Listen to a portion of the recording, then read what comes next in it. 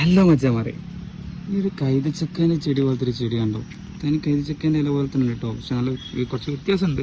പക്ഷെ അതേപോലെ തന്നെ. പക്ഷെ ഞാൻ ഇന്ന് ആദ്യമായിട്ട് അടുത്ത് കാണുന്നത്.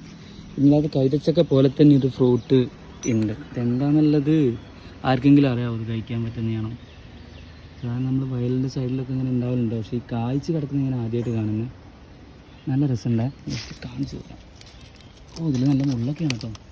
ഇതാണ് സംഭവം. ഇതിൻ്റെ ഒന്ന് പഴുത്തിട്ട് ഏതൊക്കെയോ കിളികൾ തിന്നതും തൊട്ടടുത്തുണ്ട്. ഇതിൻ്റെ വലിയ കാട് പോലെ തന്നെ ഇവിടെ ഉണ്ട് കേട്ടോ. ഇതാ അതിൻ്റെ പഴുത്ത് കിടക്കുന്നുണ്ടോ? നമ്മൾ സാധാ ചക്കേൻ്റെ പോലെയുണ്ട്.